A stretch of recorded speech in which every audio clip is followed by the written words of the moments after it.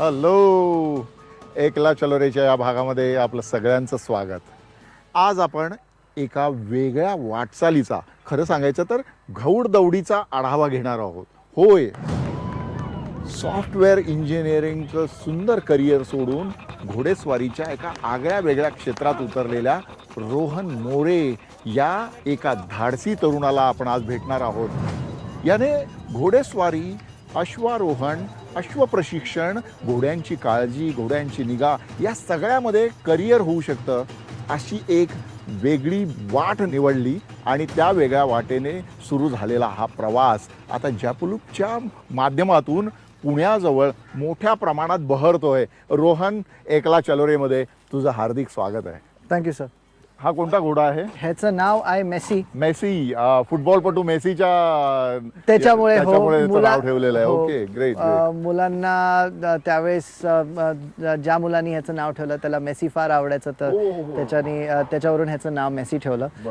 नवीनच आलेलं आहे माझ्याकडे, फक्त एक 8-9 महिने आहे. हाय मेसी. आणि 9 वर्षाचा घोडा आहे. रेसकोर्सला चॅम्पियन रेसर्स होता आणि त्याची रेसिंगची करिअर संपल्यानंतर त्याचे जे मालक होते त्यांनी मग ठरवलं की आपण जॅपलूपला हा घोडा देऊया. मी लहानपणी वाचलं होतं जे रेसकोर्सवर ज्या घोड्यांची करिअर संपते त्यांना नंतर गोळी घालून ठार मारतात वगैरे वगैरे. पूर्वीच्या काळी असं व्हायचं, पण आजच्या काळी लोक शोधतात की त्यांना चांगली घरं शोधतात, चांगली लोक शोधतात जे त्यांना जपतील, राखतील आणि सांभाळतील.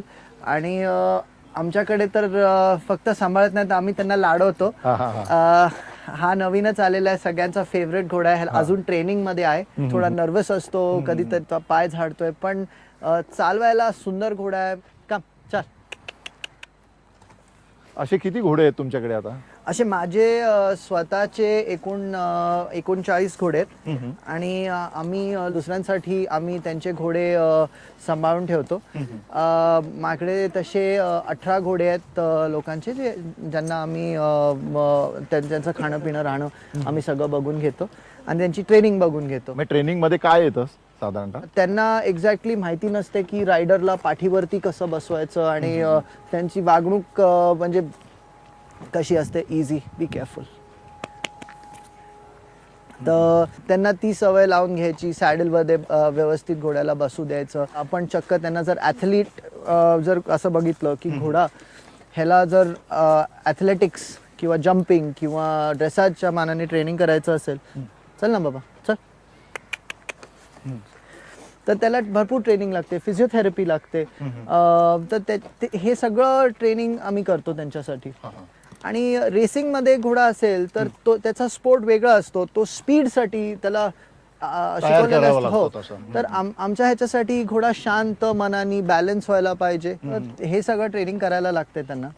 आणि मग माझ्याकडे लहान मुलं भरपूर असतात, तर त्या लहान मुलांना पण हे करायला लागते, त्यांना घोडा असा ट्रेन करायला लागतो की लहान मुलांना चालवता येईल. घोड्याची ही जी आवड आहे ही तुझ्या मनामध्ये केव्हा भरली?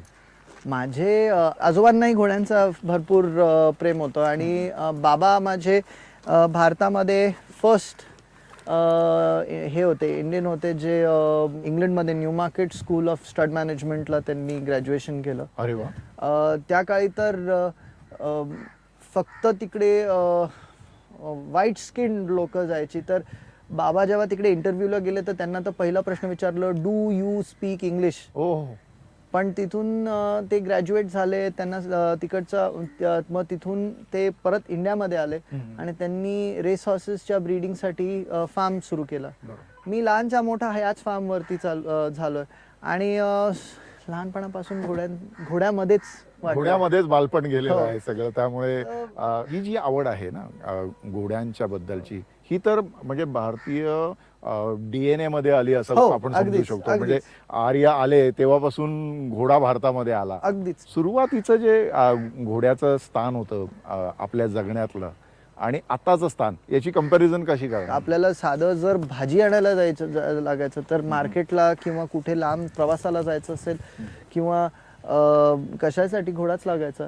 आजच्या काळी गाड्या आहेत, मोटरसायकल आहे, सायकल असल्यामुळे आपल्याला त्या घोड्याची ती गरज नाहीये. पूर्वीच्या काळात बाजारपेठा सुद्धा आपल्या गडांवर आपल्याला दिसतात ना, की घोड्यावरून तुम्हाला बाजार करता येईल अशा पद्धतीने. अगदीच. आज घोड्याचं एकच आहे, स्पोर्ट्ससाठी, क्रीडासाठी असते. त्याच्यात रेसिंग हा सगळ्यात मोठा इंडस्ट्री आहे भारतात. हॉर्स रेसिंग जे मुंबईत, पुण्यात, बँगलोर, मैसूर, उटी, चेन्नई, कलकत्ता आणि हैदराबादमध्ये होते. त्याच्यानंतर मग इक्वेस्ट्रियन स्पोर्ट जे आम्ही करतो, show jumping, dressage, tent pegging, eventing, ह्या वेगळ्या वेगळ्या स्पोर्ट्ससाठी आणि पोलोसाठी, त्या 3 स्पोर्टमध्ये घोड्यांचा जी अख्खी जी इंडस्ट्री आहे त्याच्यात बांधली आहे. भारतामध्ये आता अशा किती संस्था आहेत तुमच्यासारख्या? EFIच्या मानाने जी आमची गव्हर्निंग बॉडी असते, इक्वेस्ट्रियन फेडरेशन ऑफ इंडिया, त्यांच्या नंबर्सच्या हिशोबाने 377 असे इन्स्टिट्यूट्स आहेत. पण एक मला असा अभिमान आहे की जे बाकी महाराष्ट्रामध्ये सगळे रायडिंग स्कूल एकत्र करतात, मी तेवढे सगळे एकटा करतो. मी वर्षाचे एकूण 20 ते 22 हजार रायडिंग लेसन्स शिकवतो आणि किमान 2 ते 2.5 हजार मुलांना शिकवतो, नवीन मुलांना दरवर्षी शिकवतो. वडिलांनी ज्यावेळेस तुमच्या हातात पहिल्यांदा घोडा दिला होता, ती आठवण सांगाल? मी लहानसा मोठा झालोय घोड्यात, मला आठवती नाही मी पहिला घोडा कधी धरला होता. पण म्हणजे नाही, साधारणतः लहानपणी आपल्याकडे तो रॉकिंग हॉर्स असतो, लहान मुलाला त्यावर बसवलं जातं, म्हणजे त्यासाठी मी हा प्रश्न विचारला. आम्ही डायरेक्ट जिवंत घोड्यावरती बसलो. ट्रेनिंगचा एक भाग आहे की मन शांत राहिलं पाहिजे. हे धांगड जो हे करतोय, आता कशाला करतोय, चला चला, हा पण एक ट्रेनिंगचाच भाग आहे. ओके रोहन, ज्या वेळेस इथे फुल फ्लेज जॅपलूप सुरू करण्याचं ठरलं, तुम्हाला जॅपलूप या शब्दाचा अर्थ जेव्हा मी शोधला तेव्हा मला खूपच गंमत वाटली. कारण ज्या घोड्याच्या नावावरून हे नाव तुम्ही ठेवलेलं आहे. हो, कारण जॅपलूप हा जो घोडा होता त्याला जेव्हा लोकांनी बघितलं तर ते हसायला लागले. ते बोला हा टट्टू हा काय करणार आहे. किती सालच्या ऑलिम्पिक मधली गोष्ट आहे ती? 1980च्या. हा बरोबर. त्याचा ट्रेनर पण फ्रेंच होता, पियर ड्युरांत करून. जॅपलूपची जी पहिली वाटचाल होती त्याच्याकडे काही सामर्थ्य किंवा लोकांना वाटत नव्हतं की हा ऑलिम्पिक मेडल मिळवेल. कधीच नाही. तर तुमची सुद्धा वाटचाल तशीच झाली होती ना? आम्ही खरं जेव्हा सुरुवात केली तर हा हाऊस म्हणून, हॉबी म्हणून, थोडं चेंज म्हणून, काहीतरी वेगळं करायचं, टाइमपास. कधी हा विचार नव्हता की हा फुल फ्लेजेड करिअर होणार, ही जागा एवढी डेव्हलप होईल. ही बाबांनी केव्हा घेतली होती जागा? आजोबांनी 68 मध्ये घेतली होती जागा. हळू हे स्टड फार्म मध्ये आम्ही डेव्हलप केलं. मग बाबा जेव्हा आजारी पडले त्या काळी मी कॉलेजमध्ये होतो, लहान भाऊ शाळेमध्ये होता. तर हाऊस म्हणून बाबांकडून पॉकेट मनी नाही घ्यायची आणि आपणच आपलं काहीतरी करायचं म्हणून वेगळं जॉब इकडे तिकडे करायचं. आणि मग सॉफ्टवेअर, ओम कम्प्युटर्स करून सॉफ्टवेअरची कंपनी होती, त्याच्यात मी कामाला लागलो आणि तिकडे चांगला सेट झालो. मग घोडे छान एसी केबिन मध्ये बसून. आणि 1.5 वर्षामध्ये चांगलं प्रमोशन, माझा बॉसनी भरपूर सपोर्ट केलं, करिअर चांगला होता. आणि मी जेव्हा म्हणालो की मी 1 महिनाभर सुट्टी घेतोय जरा काहीतरी नवीन, जरा चेंज म्हणून करायला, तर बॉस बोला ओके नो प्रॉब्लेम. आणि मी त्यांना असं म्हणालो की चालेल ना, मी येतो नक्की. महिनाभरानंतर मी बॉसला फोन केला, बोला नाही, मला ऍक्च्युली काय करायचं ते मला कळून आलंय. I found what I want to do. आणि ठरवलं की पूर्णपणे करिअर या याच्यामध्ये करायचं.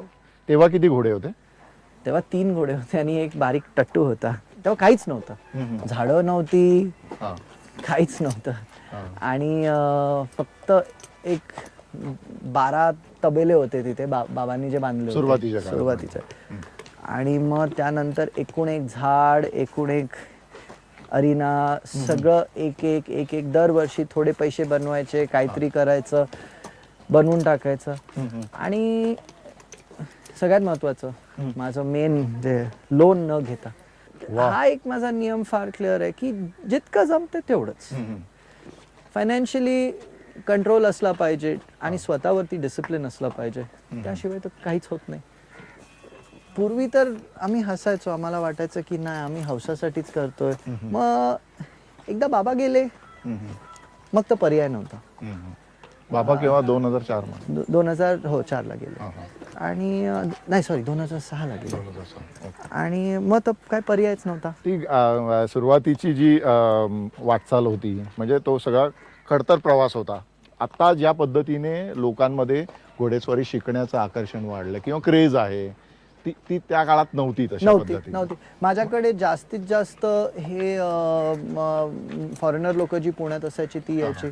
आणि आता मी तुम्हाला सांगतो माझ्याकडे 95% इथली भारतीय नागरिक आहेत.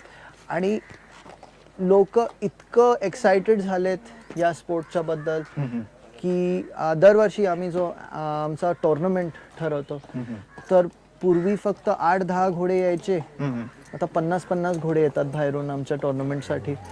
खरं सांगू सर, सगळे घोडे चांगले असतात. कधी घोडा खराब वागला तर त्याचा एकच अर्थ आहे की त्याला ट्रेन खराब केलेलं आहे.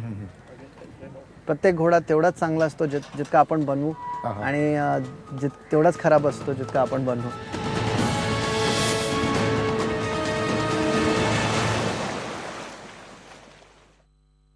Next and the final round, I have 2 riders. Stop.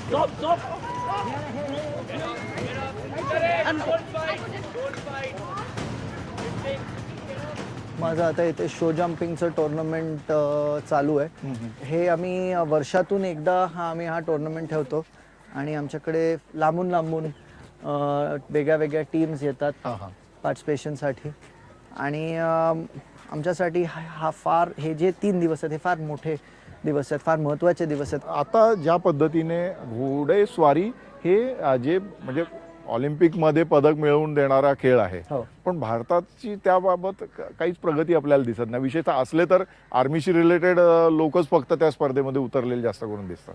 नाही सर, हाच तर फरक आहे. कसं आहे, ही जी क्रीडा आहे, हा जो स्पोर्ट आहे, हा फार कमी लोकांना माहिती आहे. जर का 4 लोकांना अजून कळालं तर त्यांना कळेल की भारताची टीम एशियन गेम्सला गेली आहे आणि बऱ्यापैकी चांगला रिझल्ट आलेला आहे. 7व्या नंबरला त्यांनी प्राइज घेतलंय, त्यांनी 9व्या नंबरला प्राइज घेतलं. आणि एशियन गेम्स बघायला गेलं तर एशियामध्ये फार चांगले टीम्स आहेत.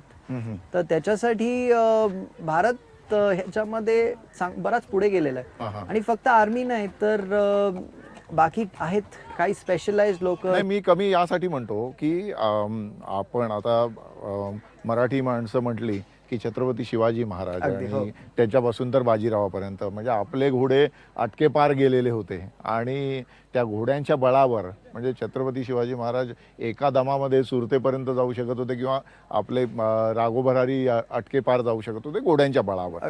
तर त्या ज्या मराठी रक्तामध्ये आतापर्यंत घोडेस्वारीचं जे होतं ते नंतरच्या काळात लुप्त पावत गेलेलं आपल्याला दिसतं. तो विषय अगदी खरं आहे. कारण महाराष्ट्रामध्ये या स्पोर्टला सपोर्ट करायला फार कमी लोक आहेत. आम्हालाही हॉर्स शोच्या वेळी स्पॉन्सरशिप भेटणं हे फारच अवघड आहे. लोकांना म्हणजे एक्झॅक्टली त्यांना आम्ही काय करतो, हॉर्स रायडिंग घोडे म्हणजे सट्टा असंच जनरल सगळ्यांना असंच वाटते. बरोबर. पण हे नाही आहे. आमच्या ह्याच्यात मालक स्वतः घोडा चालवतो शो जम्पिंगमध्ये, ड्रेसाजमध्ये, आणि ह्याच्यात सट्ट्याचा काहीच विषय नसतो. तर तो जो विचार असतो तो बदलायला हवा लोकांचा. पण बदलतोय. माझ्याकडे मी सांगतो वार्षिक आता 2,000 ते 2,500 नवीन मुलं येतात रायडिंग शिकायला. आणि बरंच म्हणजे ह्यातली किती मुलं आहेत जे चांगले पुढे जाऊन प्रोफेशनली करतात आहे. माझ्याकडचे 2 रायडर, एक US मध्ये, एक युरोपमध्ये वेटनरी सायन्स करतात आहे. एक रायडर घोड्याची फिजिओथेरपी शिकते स्वीडनमध्ये. 2 जण ऑस्ट्रेलियामध्ये काम करतात आहे ऑलरेडी. तर हे सगळी माझ्या हाताखाली शिकलेली मुलं आहेत. आणि बदल होतोय, हळूहळू होतोय, पण हा बदल येतोय. निश्चितच बदल झाला पण पाहिजे, कारण घोड्याचं आणि माणसाचं, विशेषतः भारतीय लोकांचं नातं जे आहे हे गेल्या अनेक शतकांपासून दृढ झालेलं आहे. म्हणजे जसं आपण आधी म्हणाल की मंगोलियातून, विशेषतः त्या भागातून घोडा आपल्याकडे आला हो, आणि नंतर तो आपला झाला. अगदी. आपल्याकडे उलट एक जी जात आहे, जी महाराष्ट्राची जात आहे, जी जगात कुठेच हा. नाही, भीमतडी करून भीमथडीचा तट्टू हो. पोवाड्यामध्ये सुद्धा आहे ना. हो. भीमथडीच्या तट्टाना या यमुनेचे पाणी पाजा, महाराष्ट्र माझा. भीमतडीचे जे टट्टू आहेत हे लहान टट्टू आहे हम्म. आणि त्याच्या साईजच्या मानाने आपल्याला वाटेल की एवढा बारीक, तर आपण काय होणार, म्हणजे हा माझं वजन घेणार, मी 95 किलोचा आहे, हा. पण भीमतडीचे जे टट्टू आहेत ते इतक्या स्ट्रॉंग आहेत की आपण डबल सीट बसू अरे वा. आणि स्टॅमिना सुंदर असतो त्यांना. तर त्यासाठी महाराष्ट्रासाठी हे अगदी मस्त सूट झाले. आपल्याकडचे जे म्हणजे देशी आपण म्हणू, पंजाबी, काठेवाडी, मारवाडी. मारवाडी, काठेवाडी तर आपल्याकडच्या लावण्यांमध्ये मोठ्या प्रमाणात येतात. दुसरं पंचकल्याणी घोडा, याची वर्णनं सातत्याने लोकवाङ्मयात येतात. पंचकल्याणी घोडा म्हणजे नेमकं काय? पंचकल्याणी घोडा म्हणजे त्याचे चारी पायाला सफेद मोजे असतील आणि तोंडावरती सफेद पट्टा असायला पाहिजे. ओके. तो आणि खूप भाग्यवान समजला जातो. असं मानलं जाते. पण खरं सांगू सर, हा. सगळे घोडे चांगले असतात. कधी घोडा खराब वागला हा. तर त्याचा एकच अर्थ आहे की त्याला ट्रेन खराब केलेलं आहे. प्रत्येक घोडा तेवढाच चांगला असतो जितका आपण बनवू, आणि तेवढाच खराब असतो जितका आपण बनवू. बरोबर. तुम्ही विचार करा की लहान मुलगा 40 किलोचा 500 किलोच्या घोड्याच्या पाठीवरती बसतो आणि त्याला सांगतो इकडे जा तिकडे जा.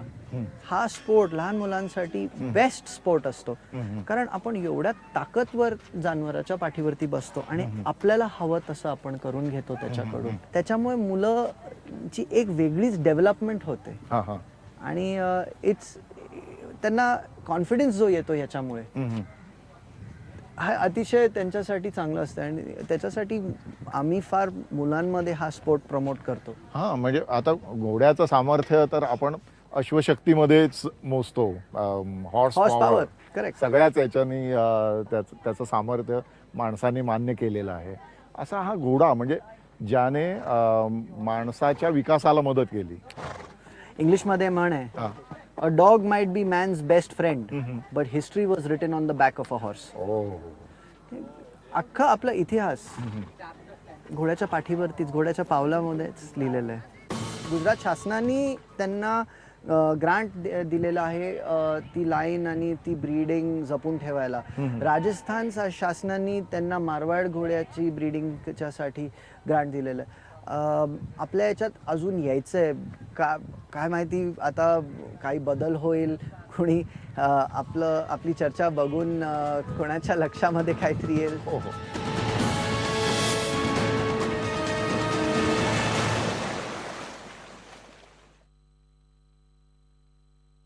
घोड्यांचं आरोग्य हा एक संपूर्णपणे वेगळा विषय आहे. आपल्याकडे म्हणजे आयुर्वेदामध्ये अश्वविद्या नावाचं एक खास प्रकरण होतं की ज्यामध्ये अश्व परीक्षेपासून तर अश्व उपचारापर्यंत म्हणजे त्याच्या संपूर्ण जगण्याशी संबंधित विषयाचं मार्गदर्शन त्याच्यामध्ये होतं.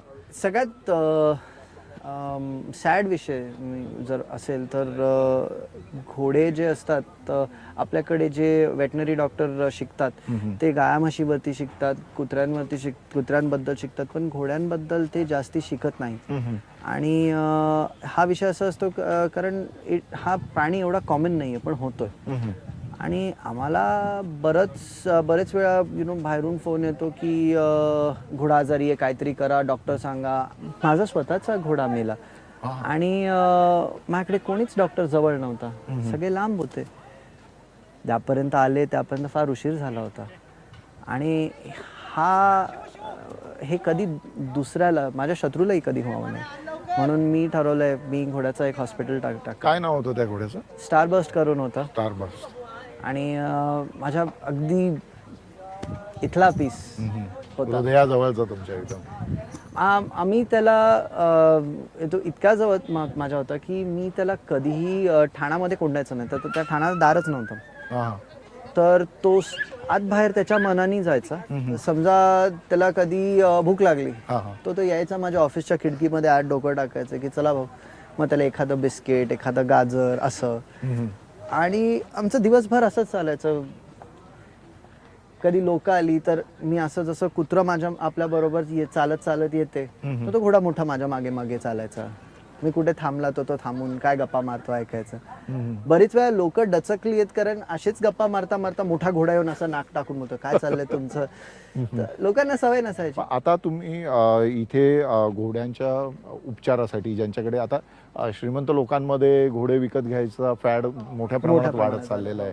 आणि आपण वाचतो वर्तमानपत्रांमध्ये वगैरे की BMW किंवा मर्सिडीजच्या किमतीचा घोडा अमुक माणसाने विकत घेतला. माझ्याकडे बरेच घोडे येतात असे महाराष्ट्रातून, वेगळे वेगळे घोडे. कधी घोडीला त्रास असतो, गाभण होत नाही. कधी घोड्याला त्रास असतो, मार लागलेला आहे, काय विषय असेल तर त्याच्याच ते आम्ही कामं करतो. आमच्याकडे आता कन्सल्टंटची टीम चांगली तयार झालेली. आता जे घोड्यांचा बाजार भरतो साधारणतः सारंगखेड्याला, पंढरपूरला वगैरे, त्यावेळेस तुम्ही जाता का कधी तिकडे? नाही, मला ती जी वेळ असते माझी सीझनची वेळ असते, ज्याच्यात सगळ्यात जास्ती आमची ट्रेनिंग चालू असते. तर पूर्वी मी वेळ काढून जायचो, पण आता बरीच वर्ष झालेली मी गेलेलो नाही. आता दिवसेंदिवस तिथे घोड्यांचं येण्याचं प्रमाण कमी होत चाललंय असं. काही घोड्यांचं प्रमाण कमी झालेलं आहे, पण ज्या किमतीला आजकाल घोडे विकतात आहे तिकडे, त्या किमती 15 पटांनी वाढल्यात. त्या कशामुळे वाढल्या असतील? लोकांना घोड्यांचा जो छंद आहे तो वाढत चाललाय. म्हणजे स्टेटस सिम्बॉल आता घोडा बनत चाललेला आहे. 2-2.5-3 लाख रुपये खर्च करायला त्यांना काहीच होत नाही. तेच घोडे 30-40 रुपयाला भेटायचे. तर आजच्या काळी तो अख्खा बाजार बदललेला आहे. जे पूर्वी तुम्ही शेतकरी बघायचे, बरोबर, जे चला एक घोडा अजून ठेवला, आजच्या तारखेमध्ये मोठा फरक झालेला आहे. तुम्हाला म्हणजे बिझनेसमॅन ज्यांची चांगली घोडी आणि त्यांनी सुंदर एक बच्चा काढलेला आणि ते विकतात. आणि त्यांच्यासाठी हा फायनान्शियल विषय नसतो, हा हॉबी असतो. मी माझा घोडा बाजारात आणला, 4 घोड्यावाल्यांच्या संगतीत बसलो, गप्पा मारल्या, आणि एक माझा घोडा पण मी विकून टाकला. त्याचा एक वेगळा आनंद. त्याची हॉबी पण होते आणि 4 पैसे सुटतात. इथे आता जे घोड्यांची ब्रीडिंग करणं, प्रजोत्पादन घोड्यांच्या याच्यातलं, त्याचं मोठ्या प्रमाणात काम तुमच्याकडे तुम्ही सुरू करणार आहात का इतकं? आम्ही ब्रीडिंगची मी माझ्या स्वतःच्या हौसासाठी करतो. 2 किंवा 3 बच्चे वर्षाचे. कारण ब्रीडिंग हा एवढा सोपा विषय नाही आहे की घोडा आणला, घोडीला दाखवला, काम झालं, 11 महिन्यांनी बच्चा झाला. त्याच्यात कॉम्प्लिकेशन्स असतात. जशी जास्त अजून लोक ब्रीडिंग करतात आहे, तशा ब्रीडिंग रिलेटेड कॉम्प्लिकेशन्स भरपूर येतात आहे. तर त्याच्यासाठी मग स्पेशलिस्ट लोक लागतात. आणि मग ती स्पेशलिस्ट लोक आमच्या ओळखीत असून आम्ही त्यांना कनेक्ट करून देतो लोकांना. घोड्याची जी शुद्ध प्रजा टिकवणे हा जो भाग साधारणतः पाश्चात्य देशात मोठ्या प्रमाणात केला जातो, आपल्याकडे तो कसा केला जातो? म्हणजे आता भीमतडीच्या तट्टांचं जर आपण उदाहरण घेतलं, भीमथडीचा तट्टान कोणी करत नाहीये, हाच सगळ्यात दुर्दैव आहे. कारण आपल्याकडे शासकीय पातळीवर तर या गोष्टी होण्याचा आपण म्हणजे शक्यताच गृहीत धरण्यात काय point आता नाही. गुजरातला तुम्ही बघितलं तर काठेवाडी शासकीय म्हणजे गुजरात शासनाने त्यांना ग्रांट दिलेला आहे ती लाईन आणि ती ब्रीडिंग जपून ठेवायला. राजस्थान शासनाने त्यांना मारवाड घोड्याची ब्रीडिंगच्या साठी ग्रांट दिलेलं आहे.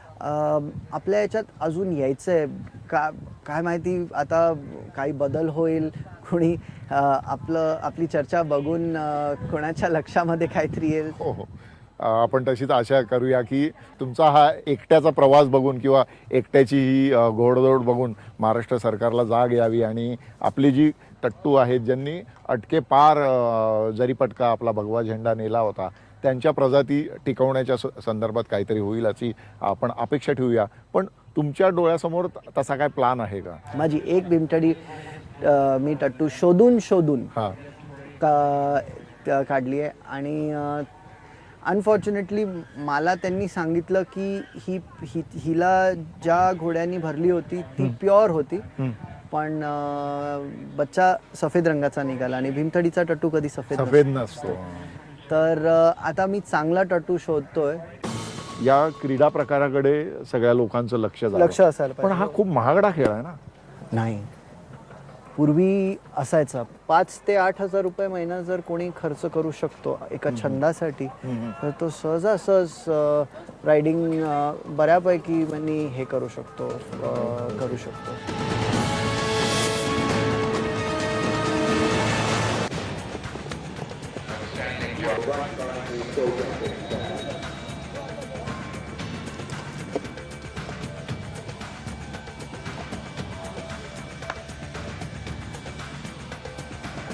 Close enough.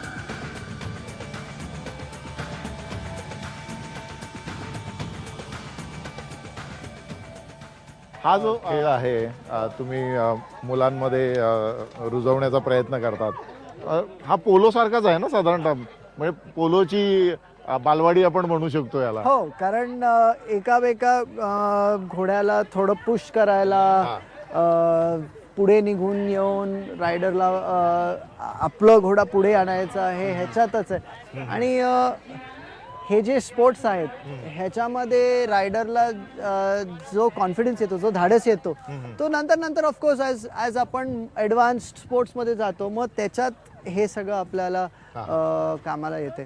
Ziana, congratulations. Thank you so much. Well ridden. Thank you. Hi Gianna, congratulations. Thank you. What is his name? Zoe.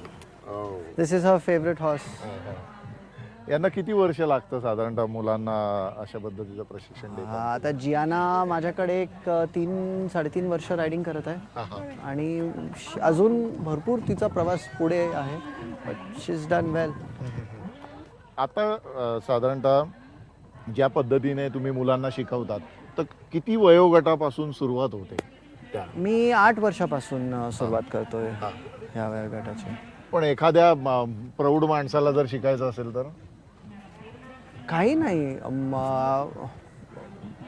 बस मनामध्ये उत्साह असला पाहिजे आणि मी शिकवेल. 6 वर्षापासून माझ्याकडे ओल्डेस्ट माझी रायडर 62ला सुरुवात केली तिने आणि अजूनही मस्त घोडा चालवते. आता जे घोडे आहेत तुमच्याकडे त्याच्यात कुठले वेगवेगळ्या प्रकारचे काय आहेत ते सांगाल का? माझ्याकडे काही जिप्सी वानर घोडे आहेत. आता हे जे घोडे तुम्ही बघू शकता इथे, ह्या घोड्यांना आम्ही जिप्सी वानर म्हणतो. ही जात रोमेनियावरून येते, सो ह्या जातीला आम्ही जिप्सी वानर म्हणतो. ही पॉश आहे आणि पॉश पण जिप्सी वानर आहे. आणि या जातीचं वैशिष्ट्य असं आहे की अगदी शांत जात आहे आणि स्ट्रॉंग जात आहे आणि लहान मुलांना शिकण्यासाठी बेस्ट जात आहे. ही एक जात आहे. मग दुसरी जी जात आहे ती आम्ही थरब्रेड म्हणतो. ही रेसचे जे घोडे असतात, आपण रेसकोर्सवरती जे पाहतो, ती जात आहे. जास्ती करून रायडिंग स्कूल ह्या जातीला वापरतात. आणि मग काही देशी घोडे आहेत, काठियावाड किंवा मारवाड आपण म्हणू शकतो. हिचं नाव ग्रेस आहे आणि ही पण जात आमच्याकडे आहे. ग्रेसफुल आहे एकदम. हो. ही कुठली जात आहे ही घोड्याची? पण जिप्सी वानरच आहे. माझ्याकडे रायडिंग स्कूलमध्ये 19 आहेत असे. 19 आहे? हो. आम्ही ब्रीड करतोय आता, कारण आम्हालाच तेवढे सगळे घोडे पुरत नाही. आणि मुलांना आमच्यासाठी फार सेफ्टी फार महत्वाचं आहे. कोणाला लागलं नाही पाहिजे. घोडा उधळतो ना साधारणतः. आणि त्याच्यासाठी ही जात माझ्याकडे भरपूर आहे. तर मी ह्या जातीला प्रिफर करतो, कारण हे शांत असतात, मुलांना लागत नाही. हे कुठून येतात? ही रोमेनियावरून येते, पण हे जे आलेत हे न्यूझीलंड वरून आलेले. ओके. आपल्याकडे म्हणजे घोडा साधारणतः मंगोलिया आणि त्या भागातून आपल्याकडे आला भारतामध्ये. पण ते त्या काळी, आजच्या काळी घोडे सगळीकडून येतात. म्हणजे इंग्लंड, अमेरिका, युरोप, केंटकी मध्ये जास्त प्रमाणात आहेत ना. Kentucky is one of the main सगळ्यात मेन सेंटर हॉर्स रेसिंगसाठी. थॉरोब्रेड्स एकतर केंटकीमधून येतात नाहीतर आयर्लंडवरून येतात. हे दोन ब्लड लाईन्स मेन त्यांचे जे सेंटर्स आहेत हे दोन. हे मोठ्या प्रमाणात म्हणजे पवित्र स्थळ मानली ऑलमोस्ट जातात. पवित्र स्थळ आपण म्हणू शकतो. आता ज्या पद्धतीने तुम्ही प्रयत्न करतायत की लहान मुलामध्ये सुद्धा अश्वारोहणाची, घोड्यावर बसण्याची, घोडा शिकण्याची, घोड्याच्या जवळ जाण्याची आवड निर्माण व्हावी आणि त्याच्या जोडीला एकूणच या क्रीडा प्रकाराकडे सगळ्या लोकांचं लक्ष असायला पण हा खूप महागडा खेळ आहे ना. नाही, पूर्वी असायचा. पूर्वी कसं असायचं की एकतर घोडा ठेवणं हे अगदीच जे मोठे इंडस्ट्रियलिस्ट किंवा मोठी लोक होती त्यांच्याच हातातला विषय होता. पण जर आजच्या काळी बघितलं तर ते पूर्वीसारखं महाग नाही आहे. 5 ते 8 हजार रुपये महिना जर कोणी खर्च करू शकतो एका छंदासाठी तर तो सहजासहज रायडिंग बऱ्यापैकी हे करू शकतो.